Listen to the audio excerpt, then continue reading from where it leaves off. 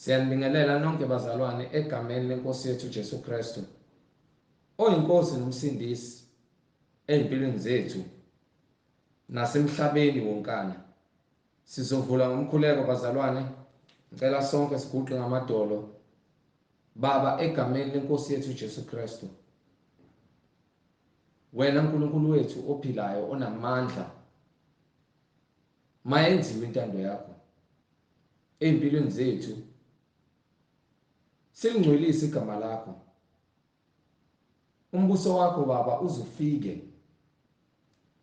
Intando yakho siyenze thina semhlabeni. Sikunika udumo njengoba uthola udumo nasezulwini. Siyakubonga Nkosi uJesu ukuba wena uthembekile ngaso sonke isikhathi, izwi lakho lithembekile. Malifeze baba umsebenzi walo empilweni zethu. Lisiphe ukuqonda, lisivula amehlo, liphulukise nayo yonke imoya enhlizweni zethu zokungaqondi intando yakho, nongafuni ukwamukela izwi lakho. Siyacela Nkosi uJesu ukuba usihlanze, ngoba wena ukwazi ukuhlanza abantu ngezwi lakho eliyiqiniso nelikwazi ukuphulukisa yonke imoya yokudwanguze bomnyameni nokungazi nokungaqondiyo intando yakho. Ukuba sidalwe nguwe thina, wena ngubaba kithi, siyenze intando yakho Nkosi. Siphe namandla okuthethelela bonke abasonayo, ngoba wena Nkosi uJesu usithethelele kukho konke ukubula nokungazi nokudukiseka. Siyakubonga ke Nkosi ukuthi wena umuhle ngaso sonke isikhathi.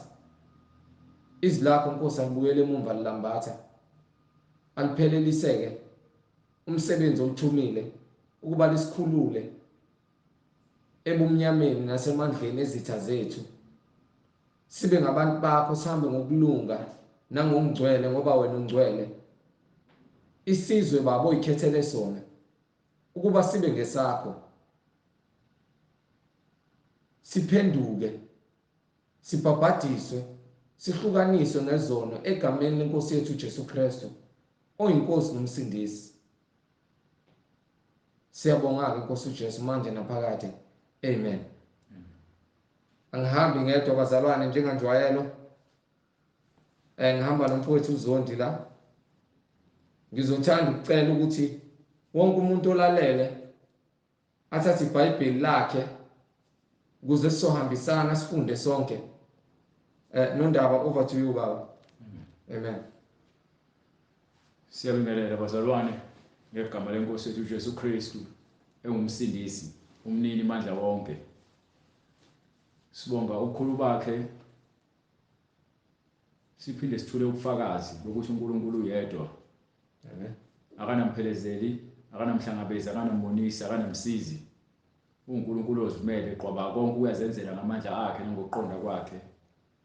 Akekho ongafica ubuhlakani kaNkulunkulu. Namanje sibonga uNkulunkulu ngabaprofethi bakhe, siphinde sibonge uNkulunkulu ngabapostoli bakhe.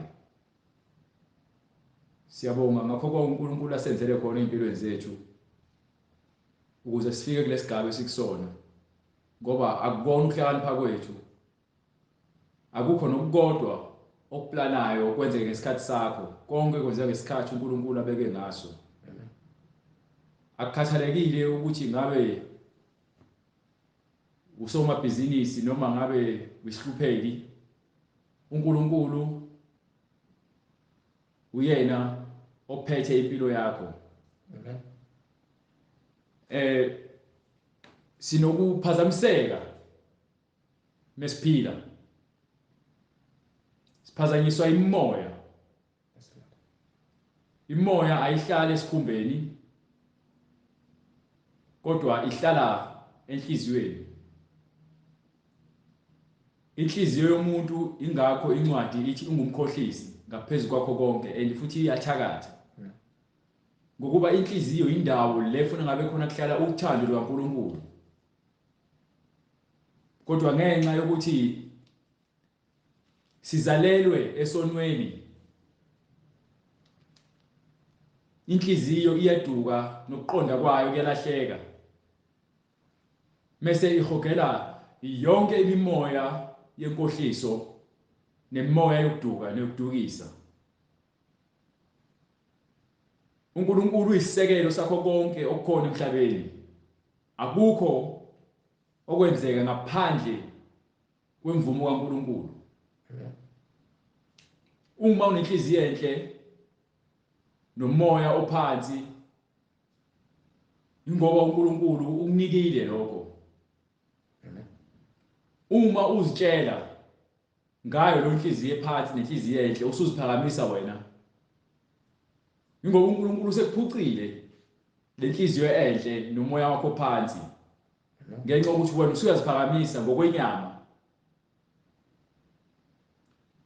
Uma umuntu ungenakho ukuqonda, kuyakufica ukuduka, ubumnyama bukukhungathe, kube ikona okuzokuhola ubumnyama, ungaholwa umoya oyingcwele. Ngokuba inhliziyo yakho isijidisekile. Yonke imimoya ekhona ihlala enhliziyweni. Umoya wokusaba, umoya wokuthanda, umoya wokukhohlisa, umoya wokuntshontsha, umoya noma ngabe yini. Kugcwaliseka ngenhliziyo. So uma incwadi ithi ke asithande uNkulunkulu ngenhliziyo nangomoya nangamandla, ngoba konke lokho sikuthatha kuyena uNkulunkulu usinikile. Kodwa ke usinikile nentando ukuze sizithathele izinqumo ukuba ngabe siyathanda yini ukwenza intando yakhe noma sithanda ukwenza intando yenhliziyo engumkhohlisi. Abaningi ngenxa yokusaba bezitshela ukuthi uma bengamlaleli umoya engcwele bazozuza. Uma belalela inhliziyo zabo ngeke balahlekelwe yilutho. Kodwa abantu balahlekelwa ukuphila ngenxa yokulalela izinhliziyo zabo. Balahlekelwa uthando ngenxa yokulalela inyama nenhliziyo. Inhliziyo ingumkhohlisi ngaphezulu kwakho konke. Ubani ongayazi? Mina Jehova. Incwadi uJeremiah isahluko 17 verse 9. Inhliziyo iyakhohlisa ngaphezulu kwakho konke, futhi imbi. Ngubani ongayazi na? Mina Jehova ngivivinya inhliziyo, ngihlola izinso, ukuba nginike kube yilowo nalowo njengezindlela zakhe, njengezithelo zezenzo zakhe. Ukuphila enhliziyweni kunzima. Ukuphila ngokomoya kunzima. Ngoba fanele uthobe inhliziyo engumkhohlisi. Uma uphila ngokomoya ulwa nenhliziyo ngoba inhliziyo ingumkhohlisi.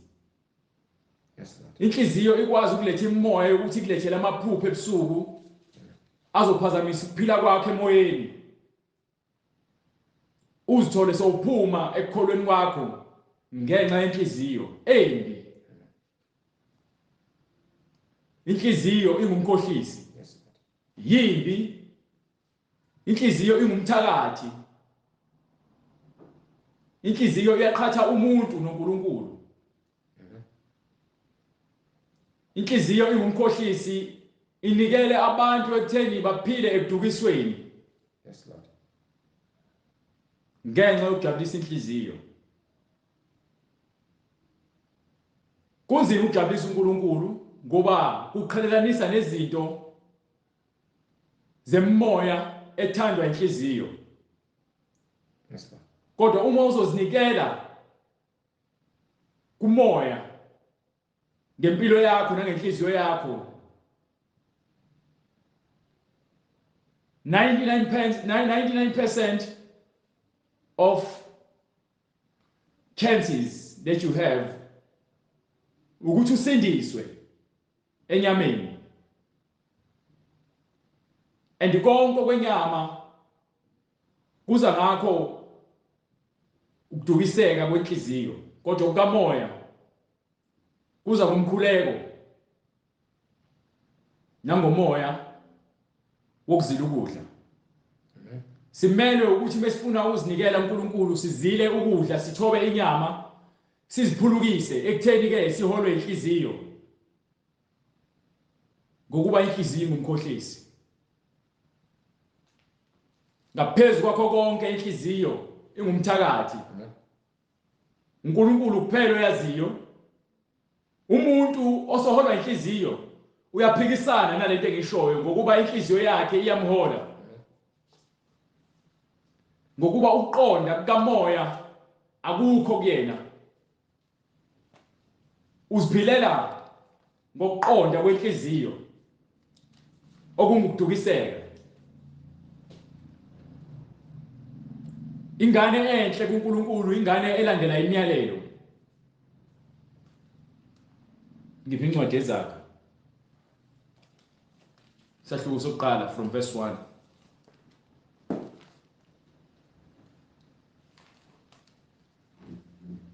Akukho singakwenza sizenzele thina ngokuqonda kwethu noma uqale kwisahluko sesithathu.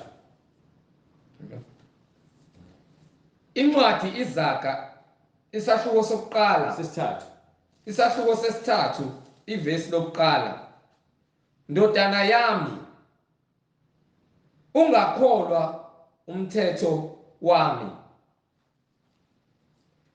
kepha inhliziyo. Ndodana yami, ungakhohlwa umthetho wami, kepha inhliziyo yakho. Ngisho kanjani uNkulunkulu uthi athi singakholwa umthetho wakhe? Sorry ngibazalwane. Ndodana yami, ungakhohlwa umthetho wami, kepha inhliziyo yakho mayigcine imiyalo yami. uNkulunkulu uthi indodana yakhe mayingakhohlwa umyalo. Amen. Njengoba inhliziyo ingumkhohlisi, uma ingenawo umyalo kaNkulunkulu inhliziyo yakho i-empty. Ayinalutho. Ingakho uholwa inyama. Konke ocabangayo ucabanga ngokwenyama. Akwena wedwa. Nami siyangifika leso simo. Kodwa ngokuba ngiyazi ukuthi khona ongaphezulu kwakho konke. Umsebenzi wami ukuthi ngizithobe. Ngiguqe. Ngiphakamisa usizi lami ngilibeke kuye. Ngizincenge ukuthi ngizwe yena yedwa ngokuba yonke imiyalelo yakhe ilungile. Zonke indlela zakhe zilungile. Amen. Amen. Uma sengiqala ngihamba ngokuqonda kwami, ukukholwa kwami sekuyize leze. Ngokuba ukuqonda kwami akuphelele. Ingakho uNkulunkulu ethi ndodana yami, ungakhohlwa imiyalo yami. Kepha inhliziyo yakho mayigcine. Inhliziyo. Njengoba inhliziyo ingumkhohlisi, ungayinqoba inhliziyo uma izogcina imiyalo yami. Isona sixazululo esikhona kuphela esinaso thina abantu abakholwayo nabaphila ngokamoya ongcwele. Akufanele sigudluke noma sizithole sesiphila ngokucabanga kwethu nangokuthanda kwethu. Ngenxa yokuthi ke sizicabanga ukuthi ke sesinokwazi mhlawumbe uNkulunkulu sesim-understanda kangcono. Uma u-understanda kangcono uNkulunkulu uhlala ngokumesaba, uphila ngokumesaba uJehova. Ngoba yini? Awufuni ukumcanula umoya oyingcwele. Uma ucanula umoya oyingcwele, uvumela noma uvulela isitha ukuthi sithathe indawo enhlizweni yakho. Imiyalo kaNkulunkulu uzoyiphusha uyibeke eceleni bese uyaqala uholwa inhliziyo noma inyama. Inyama ayikusi ekuphileni kodwa ikusa ekubhujisweni. Ivangeli akulona elami noma elabakholwayo kuphela, elalabo abafuna ukuphila, abafuna ithemba, abafuna ukukholwa ukuze bathole ukuphila okuphakade, bathole ukuthula ezinhliziyweni zabo, ngoba izinhliziyo zabantu abaningi kugcwele ubuyaluyalu. Usathane ulwa nenhliziyo yomuntu ngoba ufuna ukuhlala kuyona, aziphakamise kuyona, ikhohlwe uNkulunkulu. Uma uvumela ukuholwa inhliziyo yakho, ukhohlwe imiyalo kaNkulunkulu, wena uyazilahla, uyazinikela kwimoya yokudukiswa, uyazinikela kuSathane ukuthi akuhole. Yes, Lord. Isisekelo somuntu wonke ophilayo uJehova. Amen. Ndodana yami, Ungakhohlwa umthetho wami. umthetho kaNkulunkulu singawukhohlwa nangelodwa usuku. Kepha inhliziyo yakho mayigcine imiyalo yami. Kuyenzeka uthola ukuthi uzithole sewuphakathi nemicabango waze wagcina sewuzicabangela ngokwenyama, ungasasho ukuthi uNkulunkulu take the wheels. Yes, Lord. Uqhamuka umuntu akulinde. USathane usebenzisa umuntu ukuze wena ulingeke. Uthole sewuphakanyelwa umoya, sewukhuluma into noma sewuphakanyelwa umoya, sewuhluthuka, sewufuna ukuphakamisa isandla noma ufune ukuthuka inhlamba. Ngenxa yokuthi uSathane ukutholile ungekho kwiposition yakho. Kuyenzeka uyalwa, kuyenzeka uyayithuka inhlamba, kuyenzeka uyakhuluma into ongaqondile ukuyikhuluma. Kodwa ngoba unokukhumbula ukuthi ke fanele uphile ngemiyalelo kaNkulunkulu, immediately uzophenduka, unxuse enkosini, uzehlise, uthobe inyama yakho, ngoba uyasibona ukuthi uyaphuma endleleni. Ngokuba uma wena usuzikhethela ukuthi lokho okwenzakalayo uzokwenza ngamandla akho, usuqalekisiwe. uSathane useyitholile indawo kuwena ukuze wena usoleke,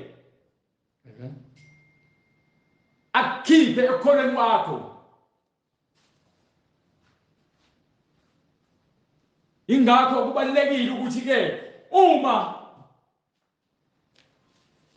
uphila ngokukholwa, uphila ngomkhuleko, uphila ngakho ukuzila ukudla ukuze uzile inyama, noma ngabe ubani okuficayo angakufici usesimeni wena sokuhluthuka.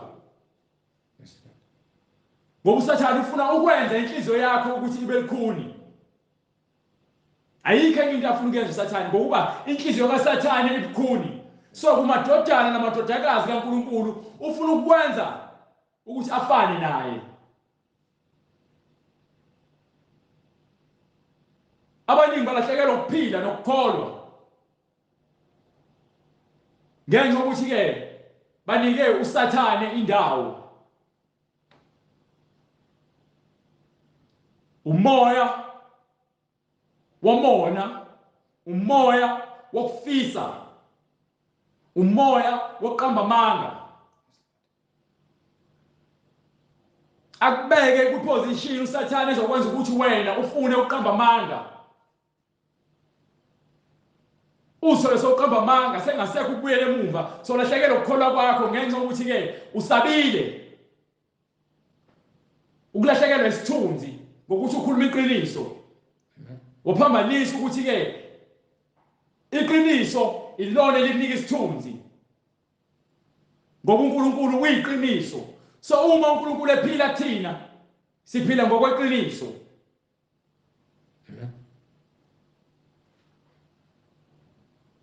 Usathane ufuna ukuba ngaphezulu kamoya oyingcwele.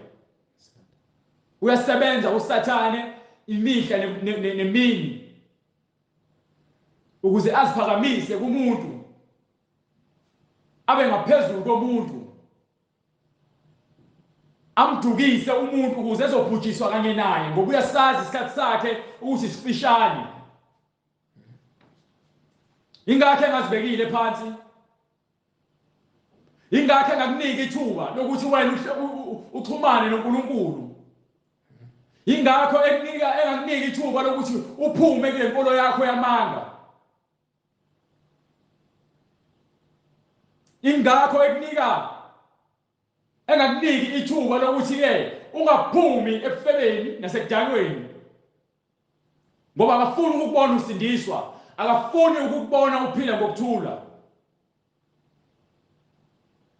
Ingakho enza inhliziyo yakho ibe lukhuni ifane netshe.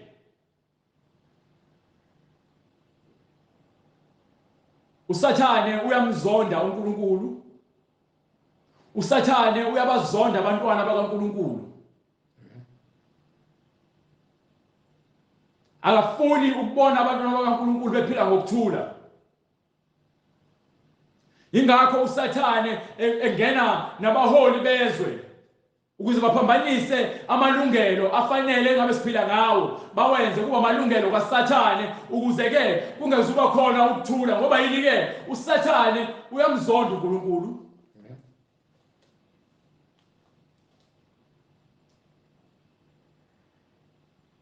Ungamniki uSathane indawo.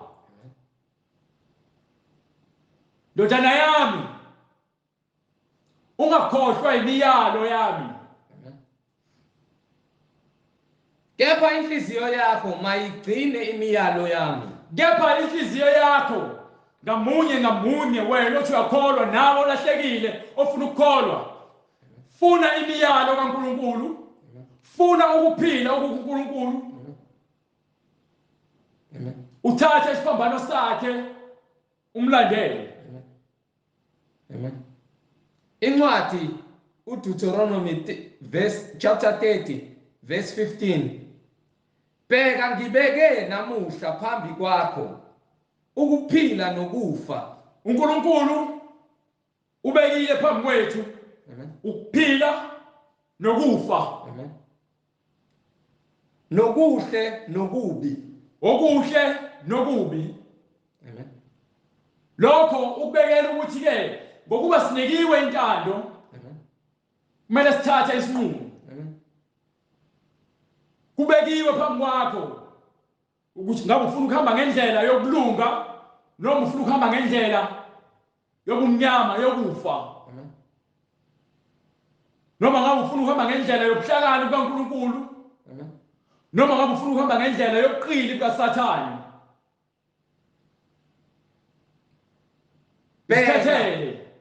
Bheka ngibeke namuhla phambi kwakho ukuphila nokuhle, ukufa nokubi. Ngokukuyala namuhla Izwi lisekelo sokuphila. Inhliziyo indawo lapho kutshalwa khona izwi. Ngabe izwi elitshalwe enhlizweni yakho elokuphila noma izwi lokufa. Ngokukuyala namuhla ukuba umthande uJehova uNkulunkulu wakho. Umyalelo okumele uhlale enhlizweni yakho ukuba wena uthande uJehova uNkulunkulu wakho okuyena oyisisekelo sokuphila kwakho. Uhambe ngezindlela zakhe. Yodwa kuphela indlela ekumele sihambe ngayo. Ugcine imiyalo yakhe. Sihambe ngendlela engcwele, silandele imiyalelo engcwele. Nezimiso zakhe, nezaluleko zakhe, ukuze uphile, wande, uJehova uNkulunkulu wakho akubusise ezweni ongena kulo ukulidla. lo mhlaba lo esibike kuwona manje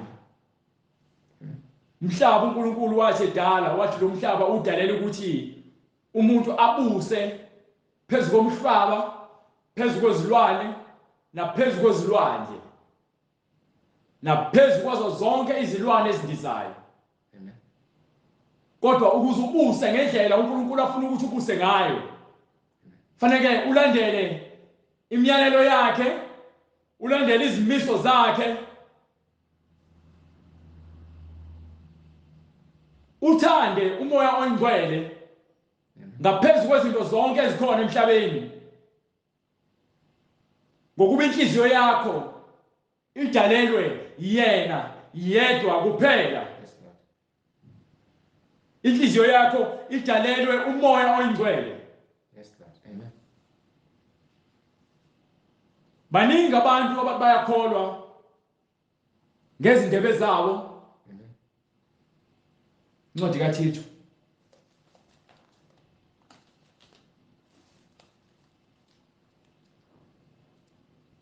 baningi abantu abahle emehlweni abo kodwa izinkambo zabo zimbi phambi kaNkulunkulu, ngokuba bona bayaziphakamisa ngaphezu kaNkulunkulu, benza intando kaSathane oyena ofuna ukuziphakamisa, nabo bayaziphakamisa. Yes, Lord.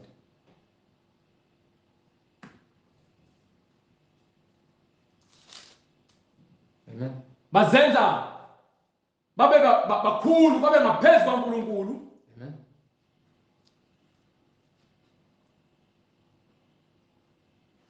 Hallelujah. Ngiphi incwadi? Incwadi kuThito isahluko sesithathu ivesi lokuqala. Bakhumbuze ukuba bathobele ababusi neziphathimandla, balalele, balungele imisebenzi yonke emihle. Umyalelo wokuthi thina abantu abakuKristu nabantu abakholwayo fanele sizithobe. Amen. Sibahloniphe abaphathi bezwe Amen. nabaphathi bamandla, Amen. kodwa silungele ukwenza imisebenzi emihle. Yes, Lord. Lokho kusho ukuthi ke senza intando kaNkulunkulu, asenzi intando yabantu, ngokuba wonke umuntu ufanele alandele imiyalelo kaNkulunkulu. Yes, Lord.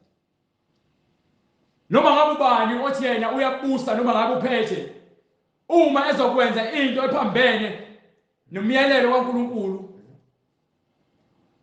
akufanele simvumele. Yes, Lord.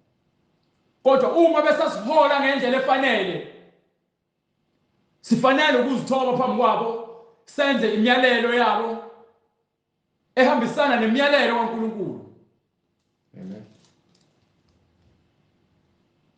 Ngibhekele incwadi le khona bethi bakhoza ngomlomo kodwa bakude nayo.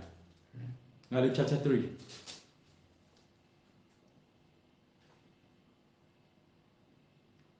So ukukholwa kwethu mangabe ukuthi sike sizama ukuzinengela kubantu, sizame ukuthi ke sijabulisa abantu ngaphezulu kaNkulunkulu, ngokuthi ke sizama ukujabulisa izinhliziyo zethu ezingabakhohlisi, esitsheliwe ngazo ukuthi inhliziyo zethu ke zingabakhohlisi.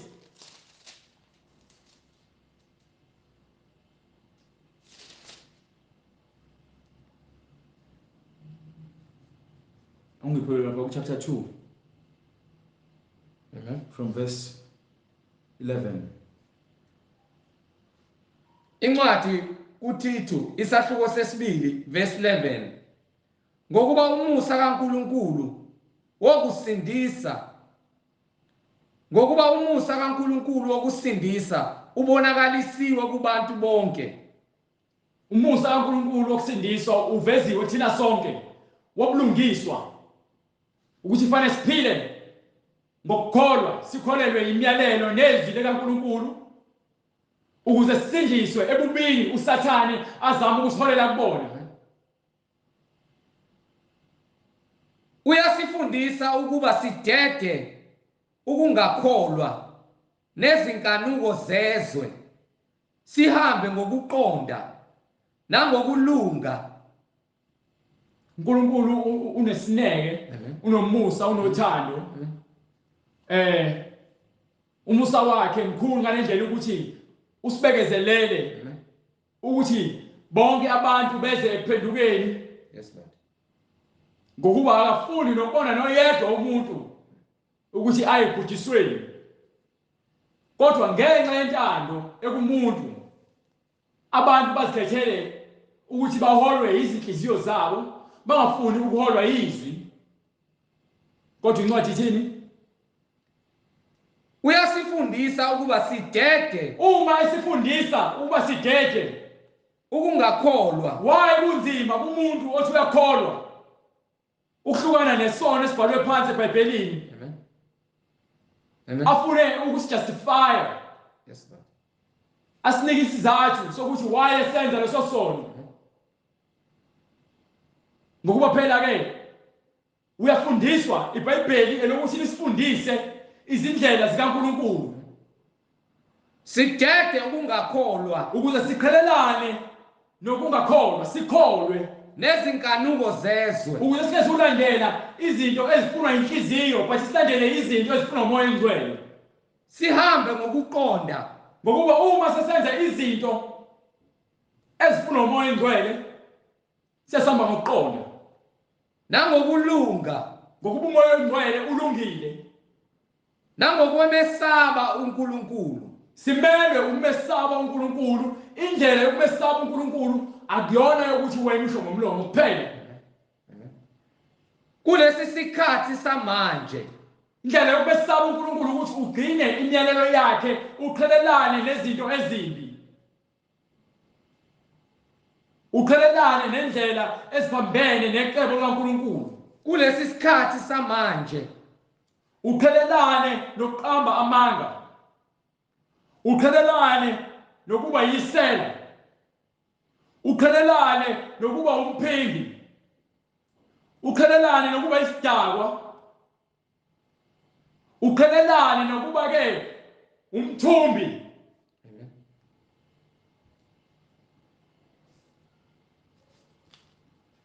Abanye bazithumbile bona, bazibophezele ekubeni babe yizigqila zikaSathane. Abanye bathumbe abantu,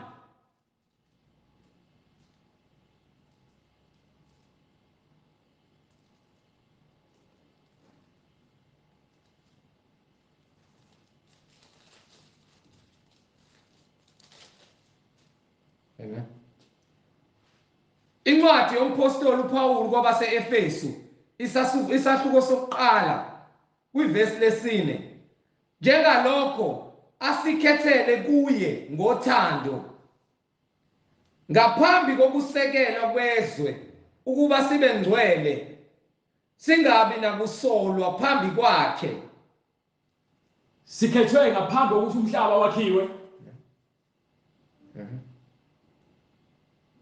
sagcotshwa ukuthi sibe ngcwele, singabi naqala, sibe msulwa phambi kwakhe. Manje ke umbuzo uthi, wena mzalwane, uma sowazi ukuthi uNkulunkulu ukwakhile esibelethweni sikama wakho ungakobi khona ukuthi wena ube ngcwele ngokuba yena ungcwele, ngabe ungcwele yini ngendlela zakho ozihambayo na?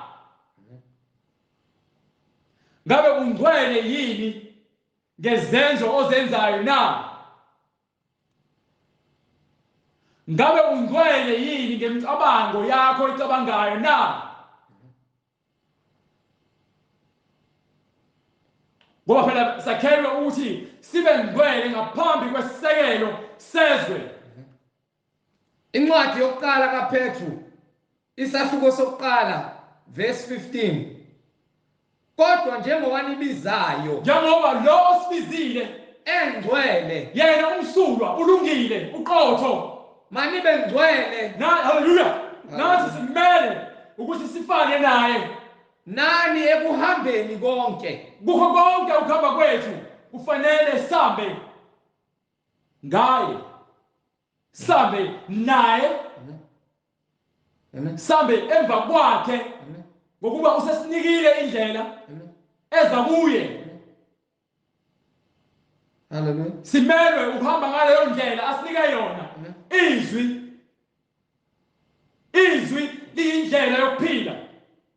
Ngokuba kulotshiwe ukuthi manibe ngcwele ngokuba mina ngingcwele. Simele ukuba ngcwele ngokuba uNkulunkulu wethu ungcwele. Sibizelwe ekutheni sibe ngcwele.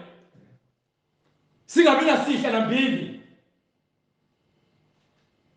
Ngokuba yena osibizileyo usibizile. Uma sibiza siya kuyena. Uma esibiza siya kuyena. Akezi thina.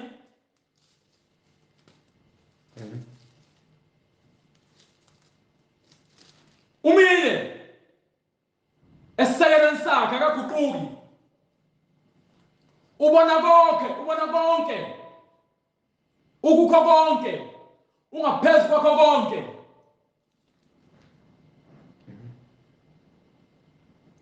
Akekho ongaphunyuka ngaphansi kwakhe. Ngoba uyesifokweni uzomfika. Uyezulwini uzomfika. Asinakuzilandulela. Asinakuzitshela ukuthi siyazi kangcono.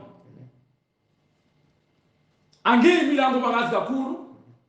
Ngimi la ngoba ngona uye kuphela. Bonke ufuna inhliziyo. Ngiyakuziba. Ngizinikele kuyena. Ngokuba yena indlela zakhe zilungile.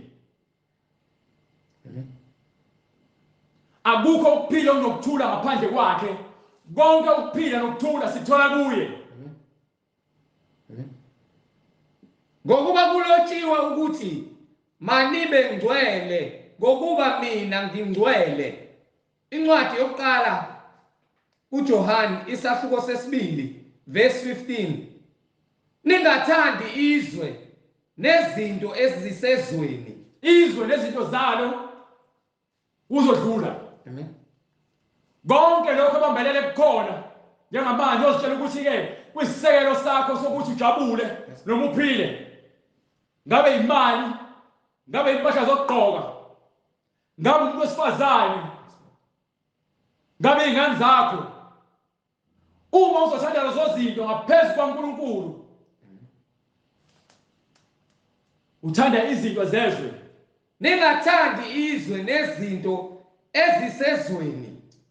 IsiBhayibheli thanda umakhelwane wakho njengoba uzithanda. Uma uthanda umakhelwane wakho njengoba uzithanda, uthanda uNkulunkulu kuqala. Yena yedwa. Mase kufundisa indlela yokuthi uthande umakhelwane wakho. Ngeke ungitshela ukuthi uthanda umakhelwane wakho ngaphezulu kwaNkulunkulu. Ngeke kwenzeke lokho.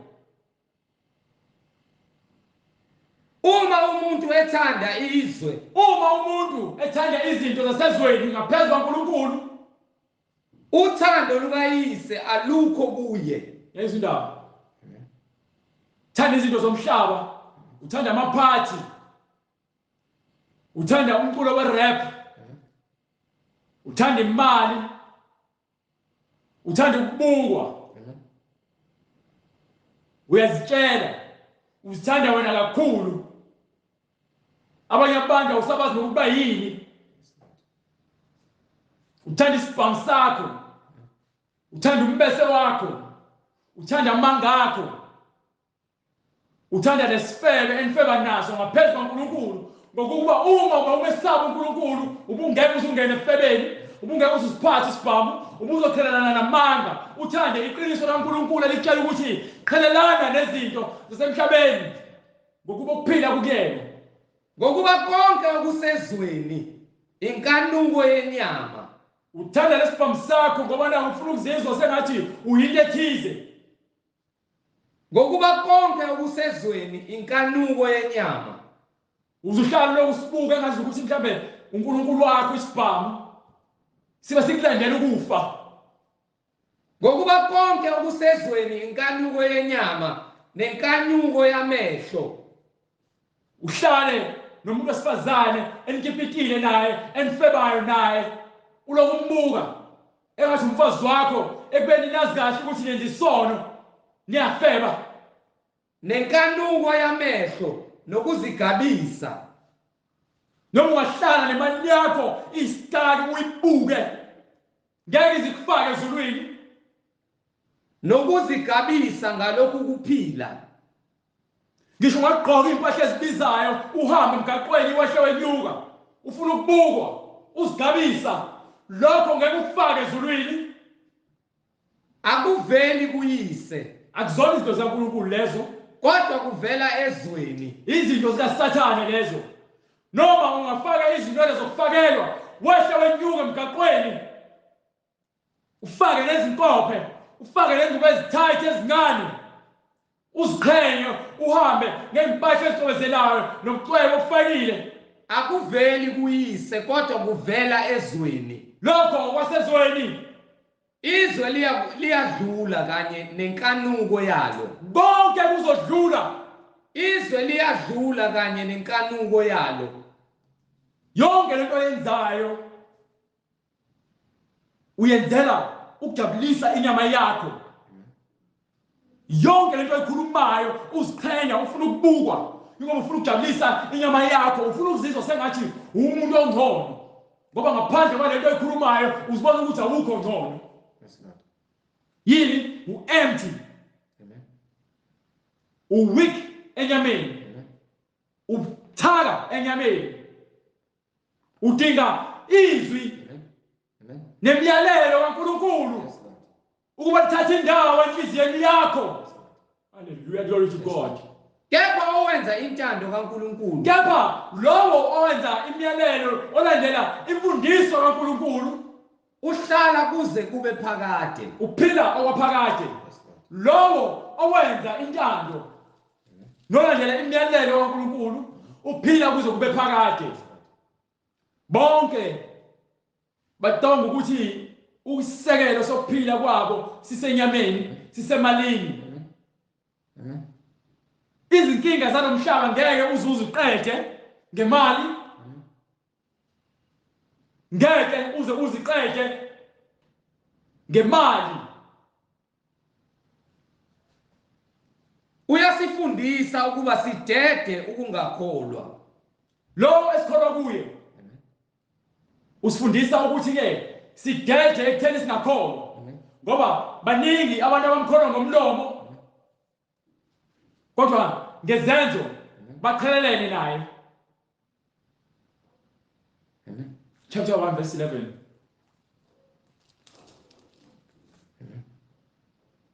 Incwadi yompostoli uPawulu kuThithu isahluko sokuqala verse 11. Abamele ukuthuliswa abachitha indlu iphele befundisa okungafanele ngenxa yenzuzo embi. Omunye kubona umprofeti wakubo washo wathi abaseKrete bangabaqambimanga njalo, izilwane ezimbi, iziminzi ezivilaphayo. Uthola abantu baposta kuma status abo go WhatsApp Bangabaqambimanga njalo. uthola umuntu uthi uyakholwa uzibona ukuthi labantu bangamaphiqiphiqi bangamaxoki bathi bakholwa uNkulunkulu at the same time bathi bakholelwa amadlozi. Bangabaqambimanga njalo, izilwane ezimbi.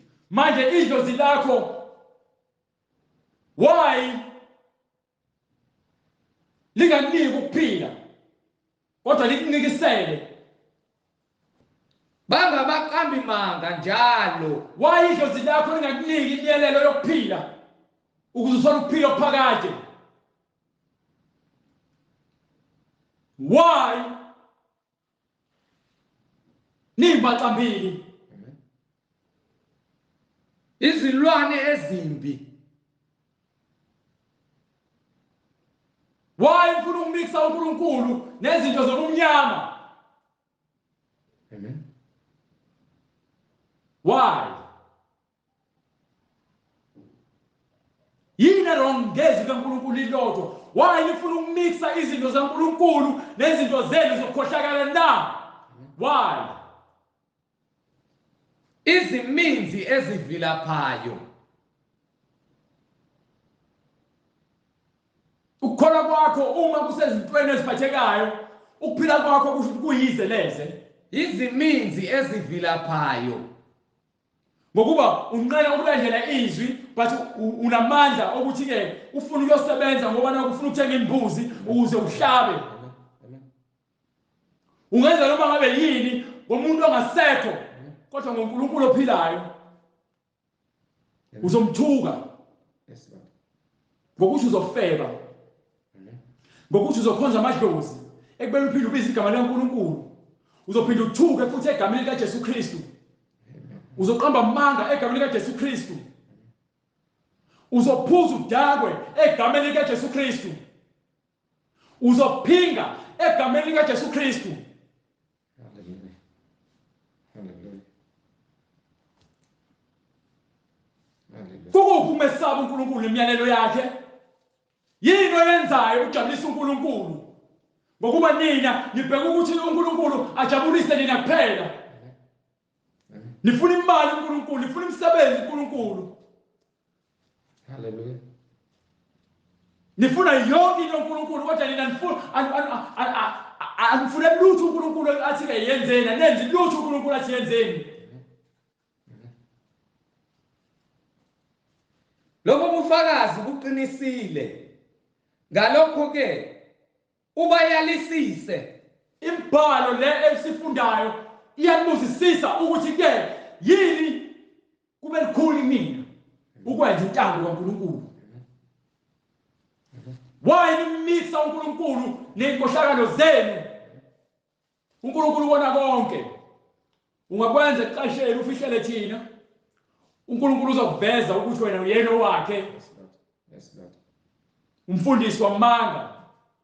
Womama umshumayeli. Ngiyaphoxa ukubona abantu abathi bayakholwa kodwa ke bepromote izinto ezikukhohlakala emafonini abo. Awusho ukuthi inhliziyo zabo nemizimba yabo ingcolile. Ngokuba konke okwenzayo kuveza indlela ocabanga ngayo.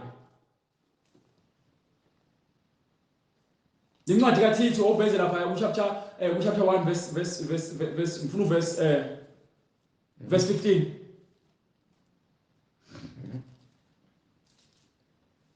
Incwadi uThito isahluko sokuqala verse 15. Kwabahlanzekileyo, Kulabo abahlanzekileyo nabamsulwa enhliziyweni zabo konke kuhlanzekile. Konke kuhlanzekile ngokuba indlela okhuluma ngayo ihlanzekile, indlela ocabanga ngayo ihlanzekile, indlela owenza ngayo ihlanzekile. Awukwazi ukuthi uzothi uyakholwa kodwa ke uhleba ngabanye abantu uyinhlebi. Unabantu ongabathandi, unabantu abathandayo, unabantu ongabezwa, unabantu abanyanyayo. Hayi nokuthi ke awunyanyi nesenzo sabo esimbi, unyanya abantu qobo lwabo. Kodwa uthi uyakholwa. Kukuphi ukumesaba uJehova? Kukuphi ukumesaba uNkulunkulu nokugcina imiyalelo yakhe? Uma umazi uNkulunkulu lezi zinto zonke ngeke uzuzenze ezibabele nokulunga nehloko likaNkulunkulu ngokuba yini wena ke uyakholwa umazi uNkulunkulu nezwi lakhe. Yes, Lord. And uhleli lona ukudluki ngenxa yokuthi uNkulunkulu uyamesaba. Yes, Lord. Amen. Ngeke uze uzenze lezi zinto ezikhohlakala ngenxa yokuthi uNkulunkulu uyamesaba. Amen. Ngeke uzwaqambe nangelilodwa usuku amanga. Amen. Uzoqhelelana nento embi nesenzo nemicabango nemidlinzo embi ngoba yini awufuni ukuhlukumeza umoya engcwele. Yes, Lord. Uthini verse 16? Bavuma ukuthi bayamazi uNkulunkulu. Ngemilomo yabo bakhuluma imilomo ibe mihle baze badile ngobatshela ukuthi ke isenzo sakho siphambene nentando kaNkulunkulu. Ngemilomo bayavuma abantu bayamazi bayamkholwa. Sizani ukukholwa kodwa ungalandeli ngokwemsebenzi. Ngoba phela ke ithi incwadi ke ngikhombisa ukukholwa kwakho ngaphandle kwezenzo, mina ngizokhombisa ukukholwa kwami ngezenzo. Yes, Lord. Yes, Lord. Kuyasetshenzelwa ukukholwa ngezenzo. Kwabahlanzekileyo konke kuhlanzekile, kepha kwabangcolileyo nabangakholwayo akukho lutho okuhlanzekileyo. Labo abangakholwayo yilabo abakholwa ngemilomo. Akukho okuhlanzekile kubona.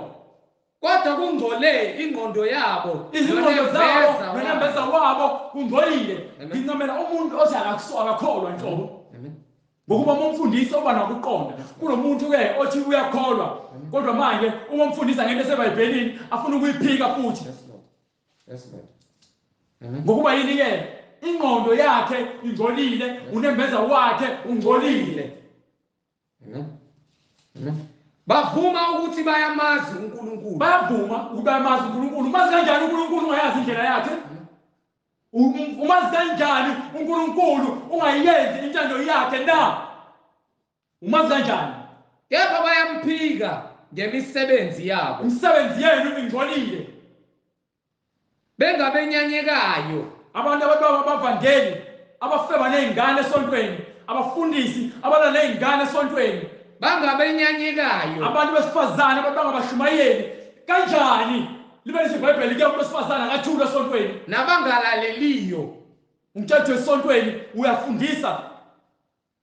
Nasemisebenzini yonke emihle kabasizi lutho. Abanomsebenzi. Abanomsebenzi. Kodwa ngemilomo yabo bavuma ukuthi bayamazi uNkulunkulu. Kodwa ngezenzo bayamphika. Benza izinto ezizinengiso namanyala.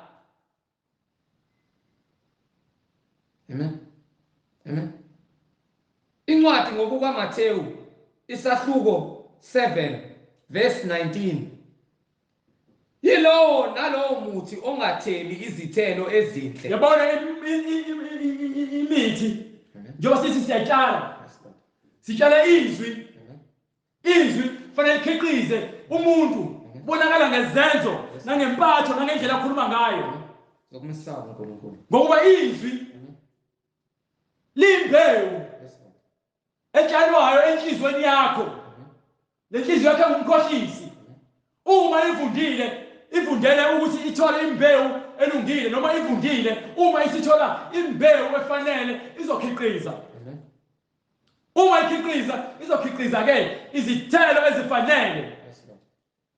Yes, Lord. Inhliziyo yakho iyinhlabathi. Yilowo nalowo muthi ongatheli izithelo ezinhle uyanqunya uphonse emlilweni. Uma ungafuni ukulandela imiyalelo kaNkulunkulu ngeke uzuthele. Uzakulahlwa futhi uzilahla wena. Ngokuba incwadi kaThithu usho njalo chapter 3 verse 10. Uma ungafuni ukwenza intando kaNkulunkulu uzilahlile ngokuba ke izwi ulizwile waliphika. Incwadi kaThithu isahluko sesithathu verse 10. Umuntu onezifundiso ezidukisayo, umuntu onemfundiso engaphambene nemiyalelo kaNkulunkulu, eselulekwe kanye nakabili, lafika izwi lahlala enhlizweni yakhe kabili male phuma ke. Wazi ukuthi onjalo, lowo onjalo uphambukile, ulahlekile, uyona uzahlulele yena. Umuntu obonayo uzahlulela yena ngoba yini ke akafuni ukwenza imiyalelo kaNkulunkulu. Lo asho amazi kodwa uyamphika ngezenzo. Hambe ngale kwincwadi yeZakha chapter 3 from verse 5.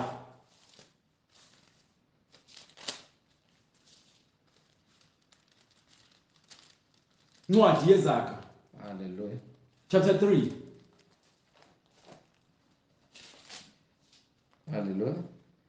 Incwadi yezakhe isahluko sesithathu soqhubeka kuverse 2. ngizwile ngithini verse 5 Kuverse 5. Themba kuJehova ngayo yonke inhliziyo yakho. uma wena uholwa umoya engcwele ithini incwadi Themba kuJehova ngayo yonke inhliziyo yakho. uma wena uthi uyakholwa Ungenciki kokwakho ukuqonda. uma wena uthi uyakholwa ngeke uze ubhale kwi-status sakho izinto ezokungcola ngeke uze uposte izinto ezingasile. Themba kuJehova ngayo yonke inhliziyo yakho. Ngoba yini wena ulungile awupromote indaba yokungcola. Uphinde verse 5 Themba kuJehova ngayo yonke inhliziyo yakho. inhliziyo yakho mayithembe kuJehova kukho konke ngakho konke. Ngoba yini ke Ungenciki kokwakho. afanele uzinikele kokwakho uqonda. Hayi nje ukuza uNkulunkulu ngoba naku lokho engithandazela ukuthi uNkulunkulu angisize anikele imbongo uNkulunkulu bese nimlalela uNkulunkulu nilandele imiyalelo yakhe nibe saba uJehova. Mazise yena ezindleleni zakho zonke. Zonke indlela zakho wazisa bani uNkulunkulu. phela Mazise yena ezindleleni zakho zonke. simelwe ukulandela nokulalela umoya engcwele. Ngale kwalokho khona kwakho uma ukhona ngomlomo kuyizeleze noma ungathi uyakholwa ugoloze kodwa ke uma unqaba ukwenza into ebhalwe phansi uqhubeke nokwenza isono uqhubeke nokuqhubeka ugqoka amabhluku umuntu wesifazane wena umuntu wesilisa ugqoka iziketi wena uphinde udaka utshwala ufebe uyakugwayi uyakuqondisa imikhondo yakho ungabi ngohlakaniphileyo emehlweni akhe. Ungabi ngohlakaniphileyo emehlweni akho. ukuhlakanipha kwakho kuyizeleze uma ungaholwa uNkulunkulu. Ungabi ngohlakaniphileyo emehlweni akho. Inhliziyo ingumkhohlisi endiyimbi ingumthakathi. Mesabe uJehova. Mesaba uJehova Udede ebubini. Qhela esonweni. Hambe kwincwadi yaMshumayeli sisivala 12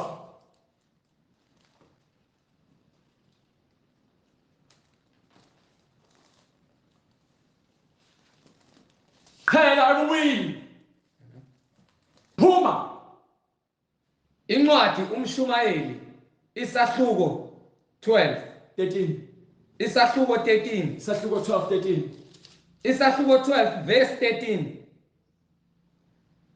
Naku ukuphela kwendaba. lokhu kuphela kwendaba.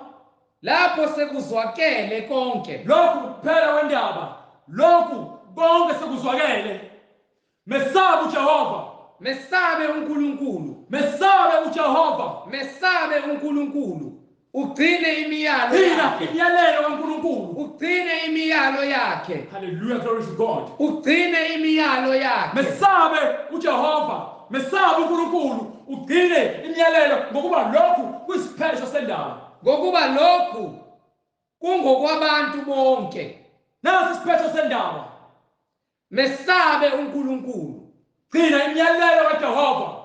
Ngokuba lokhu kungokwabantu bonke. Sifanele ukwenza sonke kufanele senze lento lebhalwe phansi eBhayibhelini. Ngokuba uNkulunkulu uyakuyisa konke. Konke uNkulunkulu uzakusa ekwahlulelweni. Imisebenzi ekwahluleleni kanye nakho konke okufihliweyo. Yonke into yenzayo ocabanga ukuthi uyifihlile akufihliwe uNkulunkulu mzukwane ufa. Kuyambulwa konke Noma kuhle noma ngabe kuhle noma kubi. noma ngabe kumbi konke leyo msebenzi yakho kufanele ivelwe idalulwe. Ngokuba uNkulunkulu uyakuyisa konke imisebenzi ekwahluleleni kanye nakho konke okufihliweyo noma kuhle noma kubi. Akukho Awuyaphunyuka mhlambe kuthiwe ke usale ngephutha. uNkulunkulu wazi konke, ukukho konke, uphezu kwakho konke, uphakathi kwakho konke. Mesabe uNkulunkulu. Ngakho ke mesabe uJehova, mesabe uNkulunkulu. Ugcine imiyalo yakhe. Hlala phezu komyalo kaNkulunkulu, ungahambi ngokuqonda kwakho. uNkulunkulu makabe sisekelo sokuphila kwakho. Haleluya. Ngokuba lokhu kungokwabantu bonke. Okwethu sonke. Yes Lord. Okwethu sonke. Ngabe wena uhamba ngemiyalo kaNkulunkulu noma uhamba ngokuqonda kwakho na? Ilungelo ngelakho. Amandla wanikiwe nawe ukuthi ukwazi ukuthatha isinqumo. Ungaholwa inyama. Act 2:38.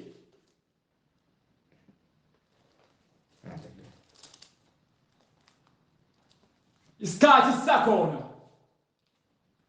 sokuthi ujikele imimoya kaSathane ehleze enhlizweni yakho.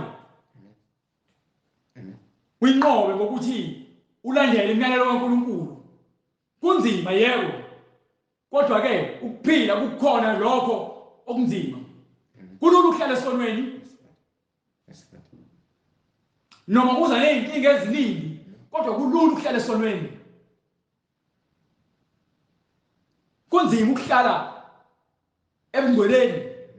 Nakhona kuze nezinhlupheko eziningi. Zwile omunye ethi ke ubona abantu abasindisiwe ehlupheka nje ngoba baqhelele namadlozi. Usho umfundisi magejageja.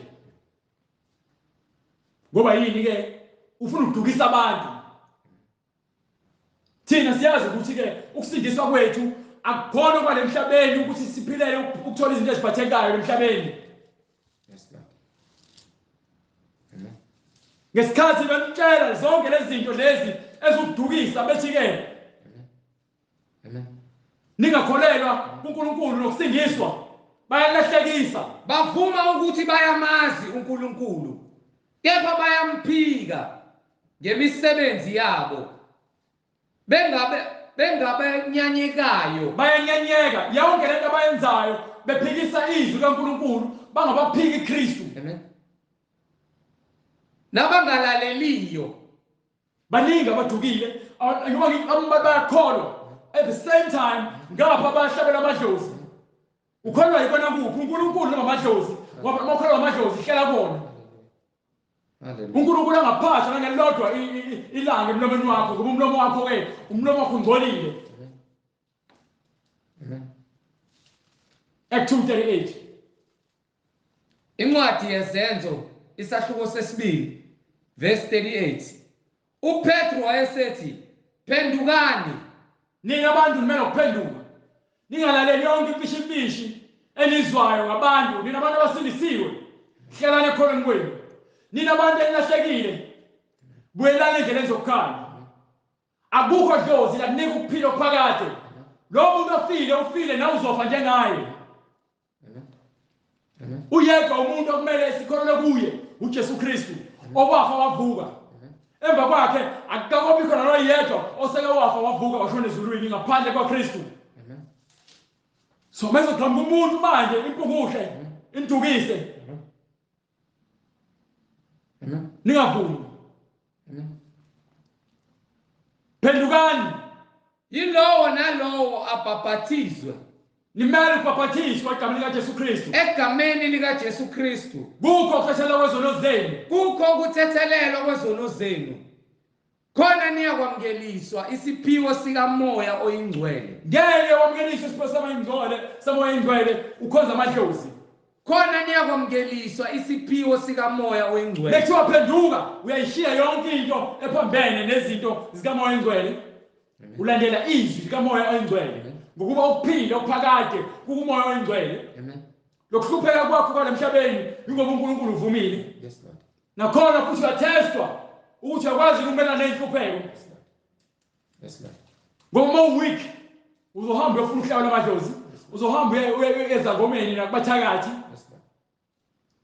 Ngoba ufuna into ayiphathekayo. Amen. Uzoyishisa impepho ubiza abantu abangasekho. Ngokuba uweak. Phendukani. Yilowo nalowo abhaphathiswe egameni likaJesu Kristu. Kukho ukuthethelwa kwezono zenu. ngokuba isithembiso ngesenu. Lesithembiso esaba bonke abakholwayo nobonke abafundisi ngokweqiniso. Amen. Amen. Phendukani ilowo nalowo abhaphathiswe egameni lika Jesu Kristu kukho ukuthethelelwa kwezono zenu, khona niyakwamukeliswa isiphiwo sikamoya oyingcwele, ngokuba isithembiso ngesenu nesabantwana benu, esabo bonke abakude, bonke inkosi uNkulunkulu wethu eyakubabiza. Ngiyothi mase fika isikhathi sowuzwa usokhathele ukuhlala ezonweni zakho, sofuna ukusindiswa ngokweqiniso, le number leyo uyobe soyifonela noma uyobe soyifakela imessage ka WhatsApp. Hallelujah. 066 566 9245.